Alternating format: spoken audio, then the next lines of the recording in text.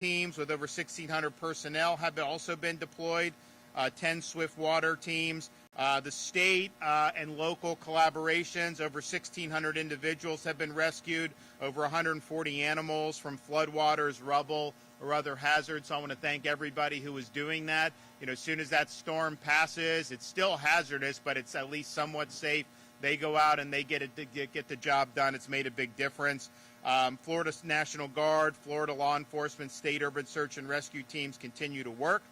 We still have working right now 31 rescue aircraft, 500 high-wheeled tactical vehicles, and over a dozen boats on various missions. We had Florida ambulance teams. We were talking about how we were staging all these ambulances. They assisted in the evacuation of over 200 patients from a hospital that was experiencing flooding, and then there was a lot of nursing homes and hospitals that were pre-evacuated to safety. I know I was speaking with folks from nursing homes about how much better that process has gone than in the past. Power restoration.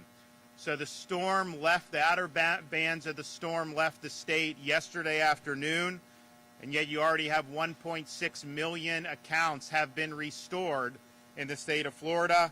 2.4 million as of 9 a.m. are outstanding. And as I said, you're going to hear from Melissa from Duke about the progress being made in Pinellas County. We know there's a lot of out in Hillsborough with TECO, and then throughout the balance of the state, you've got about 667,000 out of FPL. But my understanding is that even where the storm made landfall in like Sarasota, there wasn't as much damage to the power infrastructure. So I think you're going to see some progress there as well. And then we've got about 260,000 with the co-ops and about 100,000 with the munis in various parts of the state. But, you know, they also pre-staged, the co-ops pre-staged. So we had the 50+ thousand linemen. You know, that wasn't just Duke and FPL and kind of the powerhouse companies. You did have the munis. You had they brought in thousands of extra linemen, and the co-ops brought in 5,000, 6,000, 7,000 extra linemen. Pinellas missions. So we have provided, or in the process of providing, 8 light towers, 2 message boards, and 2 forklifts. Thousands of bottles of water for Baptist Field Kitchen, 16 bypass pumps needed to pump wastewater at lift stations damaged by the storm, and then thousands of liters of water delivered to Campbell Park Elementary to ensure water availability for the sheltered residents and staff. And then on the debris removal, we started this weekend with emergency debris operations. We demanded 24/7 landfill access, and we took all of our trucks that are involved for the Florida Department of Transportation. They're building roads. They're doing normal work that they're supposed to do. That was paused. All those resources were surged, mostly to Pinellas, but also to the barrier islands of Manatee and Sarasota. And in about a 72-hour period, our state guys were able to do 2,200 truckloads of debris from Pinellas County barrier islands, and that's over 40,000 cubic yards of debris that was removed. And I don't think there's ever been that much debris removed in such a short period of time. So I want to thank those folks from those state agencies. We also had some of our road contractors who, because the storm was coming, they were probably going to have to stop road building anyways, and so we transitioned them to help with the debris. So it was really a team effort, but those guys we had shifts working round the clock, and you had in the wee hours of the morning, as Milton was expected to make landfall later that day, you still had this debris operation going. So that made a huge difference, and it definitely mitigated some of the damages. We also immediately started doing cut and toss operations as soon as it was safe. 12,000 miles of state roads have been cleared, and that's 96% complete. And in less than 12 hours, 158 bridge inspectors have conducted nearly 2,000 bridge inspections across the impacted areas. I-4, I-75, I-95, and Alligator Alley are cleared and open. Sunshine Skyway, Gandy, Howard Franklin, Courtney Campbell have been inspected, cleared, and are open. Commercial airports, Daytona, Lakeland, Melbourne, Orlando, Sanford, Palm Beach, Punta Gorda, Southwest Florida, Tampa International, and Vero Beach are all open. Sarasota Bradenton is expected to reopen at 0600 tomorrow. And St. Pete Clearwater Airport is expected to resume today at 1600. We are helping them with pumps to send so that they're able to get up online later this afternoon. Port Tampa Bay and Seaport Manatee have reopened with some restrictions. Channel assessments are currently underway at both of them, and I know Kevin is working with the utilities and the port, particularly in Tampa, to get the power restored so that they can resume full operations. Port Canaveral and Jacksport are both open. Landslide are expected to open waterside later today. 19 school districts that were closed yesterday have reopened today. There are at least 7 other school districts opening on Monday, and I bet you will hear more districts announce reopenings for Monday, given, thankfully, I think most of them had either no or very minimal damage. For parents who want information on your school district, you can go to fldoe.org/storm info. That's the Florida Department of Education website, fldoe.org/storm info. Fatalities. Now, we had 5 fatalities with that tornado in St. Lucie, and that's a very tragic thing. I don't think that these are things with the tornadoes. They come. It is very hard to prepare. You got to just take cover and hope for the best. So we have had fatalities of that nature. But what we are also seeing is we're now in the period where you have fatalities that are preventable. We have had fatalities because of interaction with downed power lines and water. We are seeing hazards that are still there. So please exercise caution. Don't wade into floodwaters.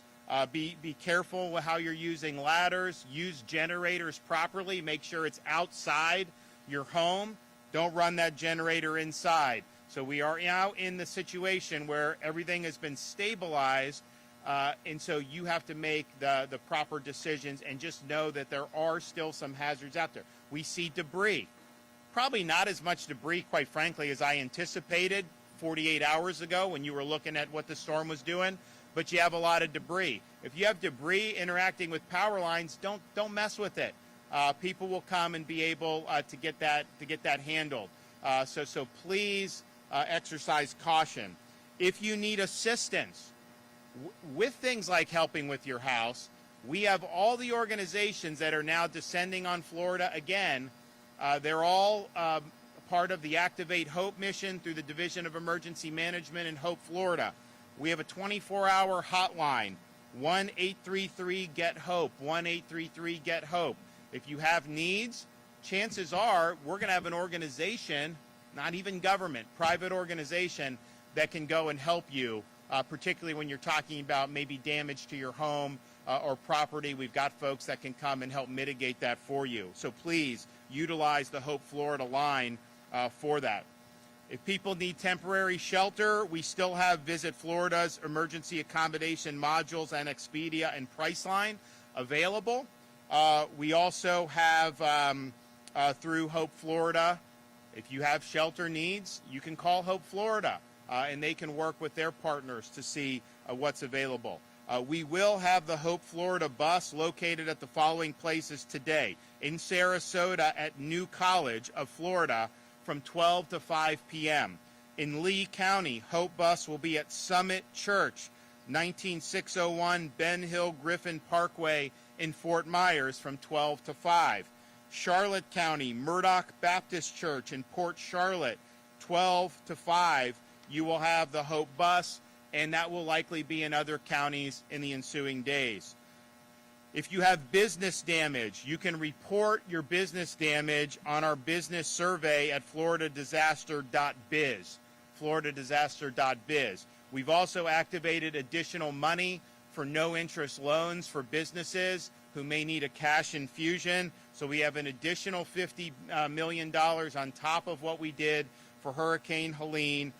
Normal businesses are eligible for up to $50,000, up to $100,000 for agriculture and aquaculture, and up to $150,000 for citrus and for cattle.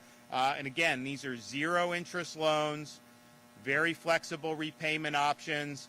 Say we put aside money in Florida, we got a massive rainy day fund, massive surplus. and so we understand there's contingencies. So we want to work with people. We're not going to be beating down your door tomorrow to say, pay us back the money. We'll get it eventually, but we understand these are difficult times. And we are already starting having applications come in for Milton. We had a lot come in for Helene as well. So if you want to apply for one of those emergency bridge loans, you go to floridajobs.org/EBL, floridajobs.org/EBL. We've also activated the Florida Disaster Fund, where people can make tax-deductible charitable contributions so that this can be deployed to help people in need. That's floridadisasterfund.org, floridadisasterfund.org. We raised and distributed $63 million after Hurricane Ian. Now, this storm with Milton did not do, thankfully, the level of damage that Ian did, but there are going to be a lot of needs. We've had a lot of major companies step up and make significant contributions, and I know we've had a lot of individuals make smaller contributions as they can afford, and we thank you for that, and 100% of that money goes to helping people that are in need. I want to thank everybody for their hard work. This has been now going on for weeks, where we've been on this emergency footing. I know people have been working round the clock. Just when you started getting a little bit of normalcy after Helene, when things started to maybe stabilize, you turned around and had to deal with this other menacing storm, Hurricane Milton. And as I said, there's damage. There's a lot that's going to need to be done. We did not get the worst case scenario, but we did get hit, and we're going to have to work to bounce back. Okay, Kevin Guthrie. Good morning, everyone. Thank you, Governor DeSantis, for your continued leadership. I know you're ready to get moving on the cleanup of Milton, and we're ready to do that for you. Post-disaster fatalities are preventable. You've heard the governor talk about fatalities. I want to take a minute and just remind everybody, to the point of some of the governor's talkers, we will have volunteer organizations ready to go. We already have them ready to go to come in and help you. 1-833-GET-HOPE. 1-833-GET-HOPE. You can apply. We will match up the correct, you heard me talk about a couple of days ago, the right resources at the right place at the right time. We want to make sure that we don't send you a volunteer organization that does mass feeding when you need something that needs to be cut off your roof. So we'll get you through Get Hope, Activate Hope, and make sure we get the right one there for you. We are also working with Crisis Cleanup as an extension of Activate Hope to make sure that we're ready to do debris removal, tree removal, mucking and gutting, and mold remediation. We have all of those capabilities now, and we need you to go, again, to the Activate Hope website, Hope Florida, or call us at 1-833-GET-HOPE. Before you begin any cleanup, take close-up and far-away photos of what's going on. We need you to do that inside and outside of your home. Some roadways are still flooded. I know over in the Hillsborough County area, Plant City area, we do have some roads that are still flooded. Please make sure you do not drive through flooded areas. Accidents due to floodwaters are 100% preventable, just like the fatalities related to cleaning up your home are 100% preventable. 6 inches of moving water can knock a person over. 1 foot of moving water can move your vehicle. So please do not do that. Not to mention there could be power lines down inside of that water and also wrapped up in trees. So please, please do not go out in flooded waters. Do not cut things out of trees that have power lines in them. If you have lost power and want to use a generator as a backup, please use it safely. I'm going to go over the 3 steps of using a generator safely again. Make sure it's 20 feet away from any open door of your residence, whether that's your garage. Don't put it inside your garage. It's 20 feet away from the garage door, 20 feet away from a front door, back door, 20 feet away from a window. If you run out of fuel and you need to refuel, give the generator 20 minutes to cool down and then refuel it before you restart it. And then always have a carbon monoxide detector inside your home to help prevent the carbon monoxide poisoning. Don't disaster sightsee. We have a lot of people that are out here doing great work. Well over 50,000, probably closer to 60, 65,000 responders, electrical workers, all doing really, really good work right now. But we need you to stay out of our way, just simply put. We don't need you out there sightseeing. We saw it yesterday in Siesta Key, people driving around, videoing and all that. Stay out of the way. we really, really need your cooperation on this. For assistance after the storm, call the State Assistance Information Line at 1-800-342-3557. Again, that's 1-800-342-3557. We have translators in English, Spanish, and Haitian Creole waiting for you. As always, our best way to get updates on the web is at floridadisaster.org/updates for all the information on other organizations helping us out. And then for the most up-to-date, to-the-minute updates is follow us at FLSERT on X and Instagram, and on Facebook at FDEM. Again, Melissa, thank you for your partnership and your cooperation in this. General Haas, same thing. Governor, as always, thank you for your leadership. Okay.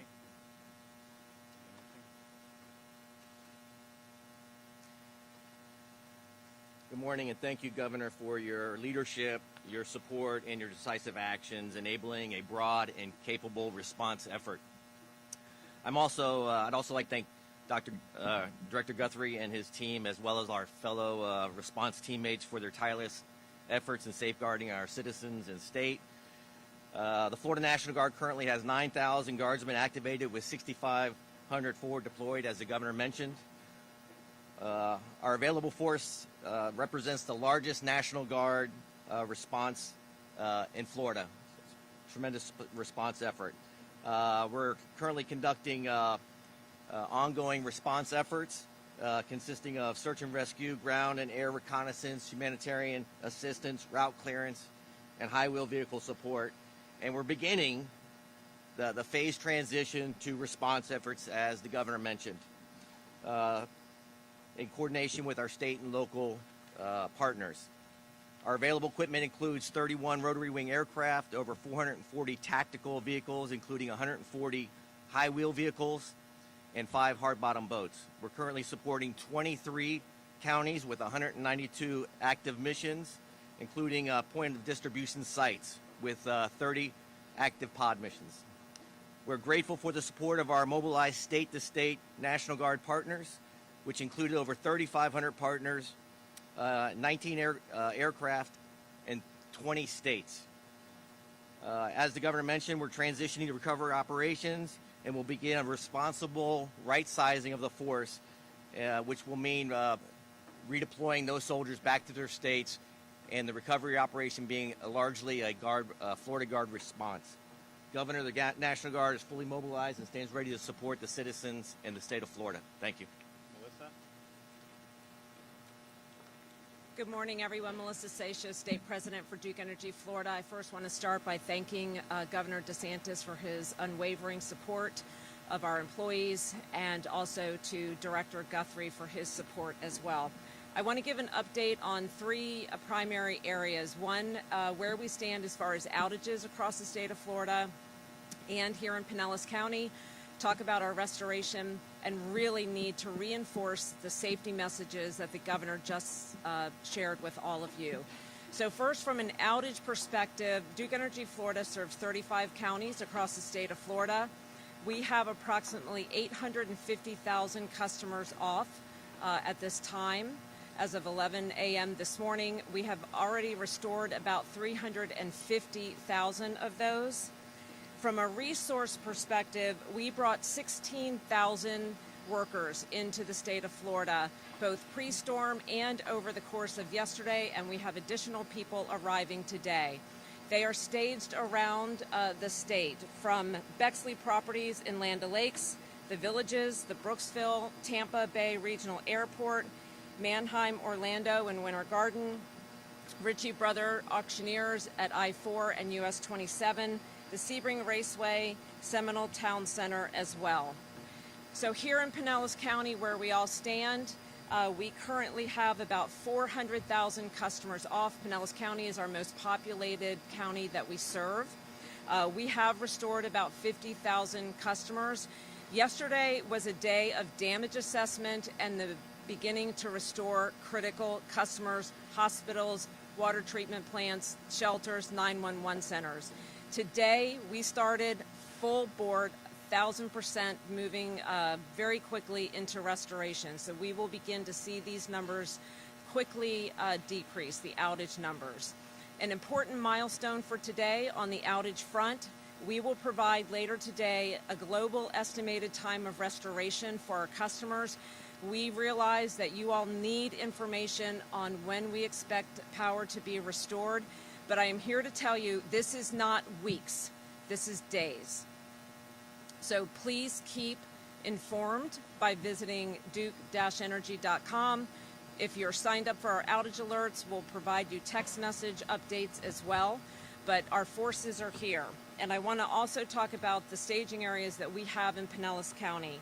We have them at St. Pete Clearwater Airport. We will have parking of bucket trucks at Countryside Mall.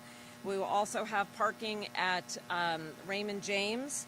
And of course, we also have them, you will see them at our very iconic Tropicana Field that has a bit of a different look these days, but we will have about 800 resources there by the end of today.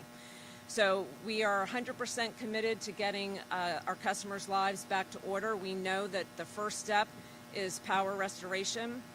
We take that job seriously, and we will continue to do that. But again, this will not be weeks of interruptions to our customers. This will be days.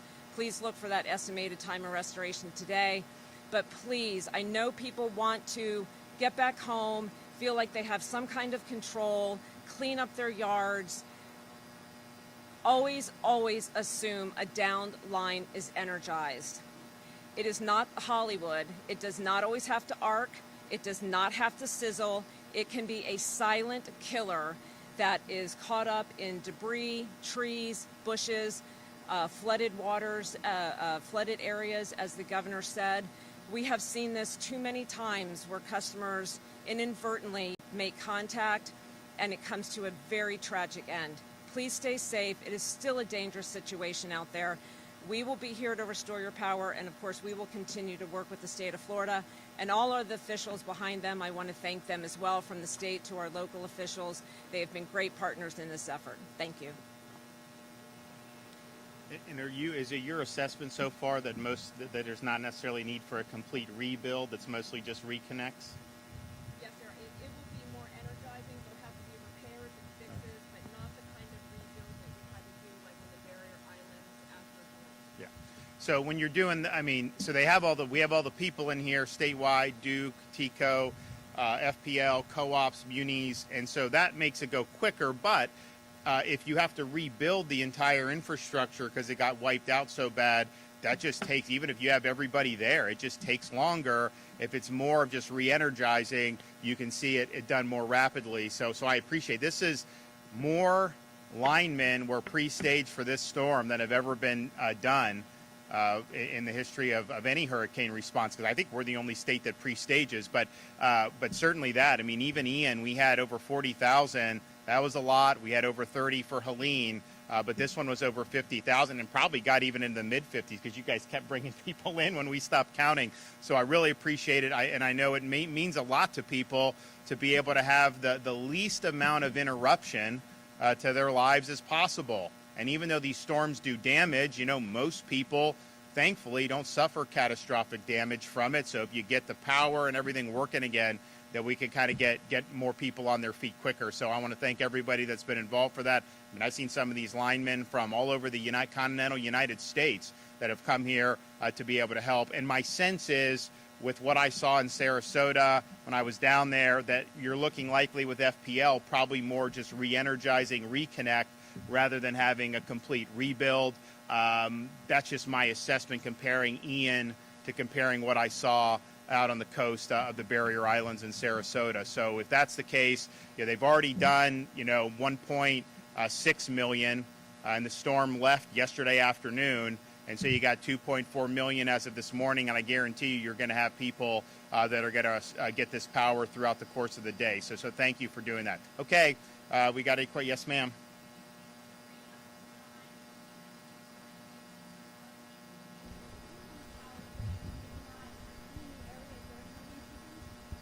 Well, I think the question is, should there be more regulation or should there just be more common sense? Do we have to regulate everything? I think most people take the cranes down, right? I know, Kevin, isn't that the standard practice? I don't think we've had to mandate that. Yeah, and so you have building officials, you have other people that are there, And so, it's like, do you have to really kind of like crack down from the state to do it? I would hope not. And I think most of the time in Florida, that is handled very appropriately. But I think it just takes a little bit of common sense. Well, anytime you're doing stuff, you always have contingency plans for how you have to deal with different things. And I think, Kevin, do you want to speak to this issue? So, the state of Florida, we certainly lead the way, and I think you've seen that over the last 72 hours on how we respond to disasters. But disasters are at the local level. At the end of the day, Pinellas County's got a plan. St. Pete's got a plan. We need construction workers to have a plan, and you've got to have those contingencies. I mean, it's not like this snuck out from anywhere. I mean, we had strong 7 to 10 days notice that things were heading in this direction. If you go back and look at the previous 7 days prior to landfall, it was constantly being called for, the greater Tampa Bay region. So, again, to the governor's point, there's got to be a point where common sense comes into play. We cannot hold everybody's hand and do everything for them. That is not the function of government, whether it's local, county, or the state government, or even the federal government. It's not their job to do that. Again, I think there's common sense has got to prevail. You got to have contingency plans. You live in the great state of Florida, where you're going to be the peninsula in the middle of the tropics here. So again, common sense has got to come in. But again, those have got to be decisions somewhat governed and overseen, if you will, at the local level by the local building official to say, hey, look, all permitted work has got to be secured. It's got to be done. We do that at the Department of Transportation under the governor's leadership. We don't leave barges out there to run into bridges. We got to have some common sense to this. And I don't buy this idea it takes weeks to mitigate. I don't accept that at all. I mean, just think about the stuff that they said. I mean, they say the debris takes 6 months to a year, and then we got 40,000 cubic yards of debris off the Pinellas beaches just by bringing all of our people, pausing road construction, which is also very important for Florida, coming over in this rapid 72-hour, and you got rid of over 3,000 truckloads of debris. So, things can be done. You just have to, have the wherewithal to want to do it. Yes. Some clarity on what exactly happened with the staging at the Trop. Who was originally staged there, and were there still cots inside when the roof was blown off? Kevin can do that. The only thing I will say is, Kevin had told me, days before the storm, Trop can only handle 115. We're going to watch the track. If it's within a certain amount, we're going to redeploy, and that's exactly what they did. So that was planned for the whole time. So, again, as you saw, there was damage at Tropicana Field. There were cots there. I don't know whose cots they were. I can tell you we had 20,000 cots. All 20,000 of our cots went to all of those shelters that we opened. The governor came up again and supported us on doing what we call shelters of last resort. All 20,000 of those cots went to those shelters. So I don't know whose cots those were. But at the end of the day, all of those cots were still on the field. Those cots can still be used. Whoever's they were, no money was wasted. So again, all of our resources, whether they were tangible resources or they were human resources, were taken out of Tropicana Field about 12 to 13 hours before tropical storm force winds were set here in the greater St. Pete area. And we took our resources. I know there's some stuff. They went all the way to Jacksonville. No, they didn't. Portions of that went to Jacksonville. Other portions went to the Perry Foley Airport, where we already had a Helene staging area set up. Other portions went to the Florida Horse Park, where we had another staging area set up. Some of it went to the Lee County Mosquito Control, where we already had stuff set up. So we did a full demobilization of all of the resources, whether they were tangible or human, and that the stuff that was there, don't know whose it was, but we got all of our stuff accounted for. The trailers for those who are still recovering, specifically on the beaches in Pinellas County. About getting the mobile travel trailers? Yeah, so that program is active, and that would apply for Helene or for Milton. My sense is that I would say 90% of the trailers that are going to be needed are going to be Helene. Just from what I've seen, just having toured yesterday and today, I was in Siesta Key, which was pretty close to ground zero of where the storm did, and most of what I saw, there was damage, but I saw mostly the debris from Helene was there. And I talked to some guys who own some hotels out there, and they said that Helene was much worse for them than this was. So my sense would be that there may be additional need for trailers as a result of this, but I still think the bulk of them are going to be from Helene. So you can request a travel trailer through Hope, Florida, 1-833-GET-HOPE, 1-833-GET-HOPE, and you can talk about putting these trailers. Particularly, I think the trailers are good if you are going to rehab your property and you're going to be the one kind of doing it or overseeing the contractors, and you want to be involved because then you're there. If people don't want to do that, you can still apply for travel trailer, but are we approved for TSA for Helene only? Right now, we're only approved for NCS, but I think the FCA for both. Okay, so we are going to have temporary sheltering assistance available as well, and that's going to be for both, and Kevin's working with the feds to do that. But what that'll allow you to do is be able to stay in a hotel for what are we having now, 6 months? 8? The initial rollout is 60 days, but we can do that for now up to 12 months. Yeah, so you're guaranteed 60 days. We likely would be able to get that extended up to 12 months. And, it's an issue with there's going to be a need to do repairs. I mean, you look at like Madeira Beach, some of these places in Pinellas, you have 3-4 feet of water. You got to muck and gut that. Now, you can repair that, but you also have a lot of people that are doing the same thing. So how many contractors are available? Are the supplies available? We're doing stuff with Home Depot and Lowe's and Ace Hardware to bulk purchase supplies so people can have the supplies to do it. But the reality is there's going to, because it's such a populated area, it's a little bit different than maybe like Horseshoe Beach, which had a lot of damage, but it's just a more sparsely populated area. So that'd be a challenge. That's one of the reasons why, if we need to in January with this port stoppage, I know they tried to do it earlier, we will have our National Guard, and I'll mobilize whatever state resources at our ports to make sure supplies keep coming in to the state of Florida. This stuff is not going to be people aren't going to be able to rehab their homes, overnight. It's going to take time, and hopefully you can get it done as quickly as possible. But the idea that you can just pick up a phone and there's a surplus of contractors that are available right now, I don't think that that's likely the case. Now, fortunately, Hope Florida, what Kevin's been able to do, bring these groups to the table. They are able, like Team Rubicon. We had Rubicon out in where were we at with Rubicon? Yeah, we had them out in Pasco.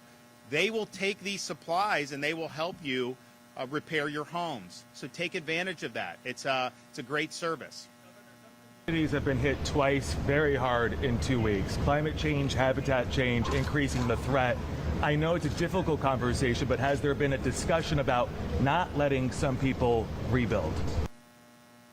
So people, their property, they have a right to do with what they want to do with it. And it is tough when you have 2 back-to-back storms, no question. But I will tell you this, keep in mind also the people in North Florida, they got hit with Idalia in 2023, and so they had damage. So they spent all this time rebuilding, and then they get hit a year later, and that wipes away. So that is really bad too. So yes, these things are very tough. What I see is people have a lot of resilience. I know there's people who are interested in, and when we had Hurricane Ian, people were like, oh man, and that probably was the most significant storm that we've had. I mean, Michael was stronger, but Ian was so big. I think the total damage was probably more on that. And a lot of people were saying, are people going to want to live in Southwest Florida? And within 2 weeks, you had people buying up homes. I mean, people wanted to get down there. So I think that there's always going to be a demand to live in a beautiful part of the world. Maybe I took it for granted growing up around here, but you can go all across this country and not find beaches better than what you have right here in Pinellas County. The reality is people work their whole lives to be able and work hard to be able to live in environments that are really, really nice. And they have a right to make those decisions with their property as they see fit. It is not the role of government to forbid them or to force them to dispose or utilize their property in a way that they do not think is best for them. All right, love you too. All right, we'll be back, guys. Thank you. We'll see ya.